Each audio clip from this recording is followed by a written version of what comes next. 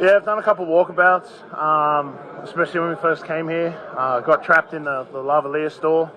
I don't know if you know what that is, a little facial place in the outlet underneath or right next door here. And I was trapped there for about half an hour. They were trying to sell me on a couple of products, and I just didn't have it in me to just get up and walk out. But I just kind of told the lady, hey, I'm late for dinner. I've got 5 minutes. That's all you got. She was kind enough to let me leave. So. You guys this week has been don't go chasing.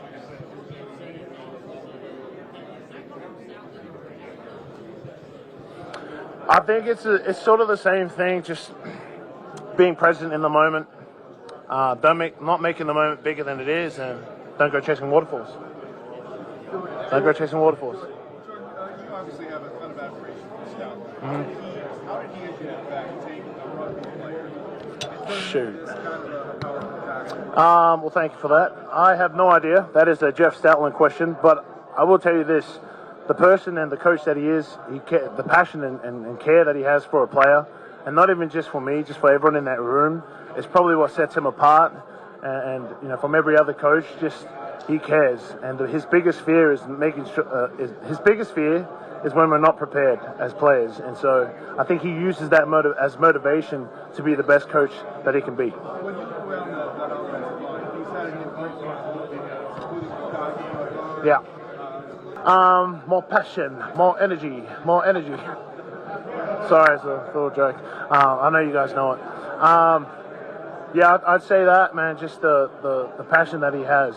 That's special. When a player can see that a coach cares, like he truly cares, and he's not afraid to tell you how bad you are. You have to be willing to accept that coaching because it's coming from a place of love. He grew up with tough love, and that's how he coaches. I grew up with tough love, so it's probably why I was able to transition the way I did, because I was just used to that. That's just how my dad was. So I think when you see that love being physically portrayed through his actions, through his words, the player will go 1,000 miles for him. Hey Jordan, last night in the run game. It's pretty fun.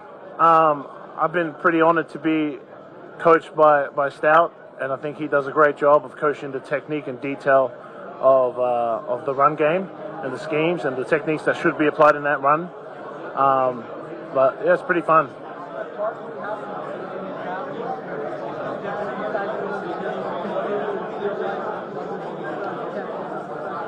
Yeah, we knew what we were getting in Saquon when we first got him. Just didn't really know the ceiling that we were going to go to. It's hard to tell, just especially with, again, this was part of blocking you guys out.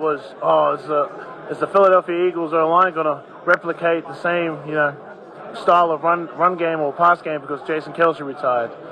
We kind of blocked all that out. And we're like, we know what we have in this room. We know the coach that we have. He's not going to, set us up for failure. He's always going to keep going and keep coaching as hard as he can. And I think that's a big reason to why we're successful as the coaching, to be honest.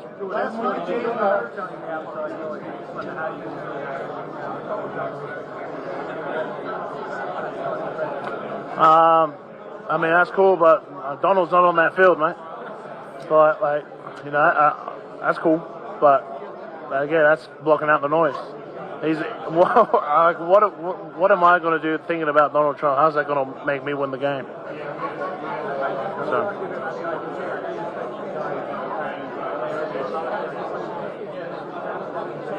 Louis Reese? No, I did not. A little busy. Sometimes I don't even speak to my family, so yeah, they haven't. Yes, ma'am. Last night, Jalen Hurts. I was surprised he didn't travel with us, to be honest. But it does feel weird without Kelce, man. I think when you get to know him on a personal level, you kind of miss that when that presence because you know him on a personal level. So, yes, definitely missed him. That Super Bowl loss really lit a fire in him. Mm-hmm. And then Nick just said last year that collapse, he was actually grateful for it because you embraced the adversity of that. How much did you grow together from those losses and everybody kind of jump on board with the mission? I mean, after a year like last year, you kind of heading into the new year, you kind of don't want to repeat that. You know, you don't want history to repeat itself in that way. And I think lit a lot of fire under a lot of guys on this team that are still here, part of this team now. And you know, I agree with what Nick said and what Jalen said, because you have to want to, you know, get to the highest stage you can, but you can only do that if you learn from your mistakes. So. But like Lane said, it can make you or break you. So did you see the team really become closer together to overcome that? With the guys who were here last year, yes, absolutely. We became closer because of that. Just because we're all professionals, but we all want to win. And you know, last year just wasn't up to the standard, and you know, we're not going to let that happen again. So the guys who were here last year definitely, you know, we're all a little bit closer. Just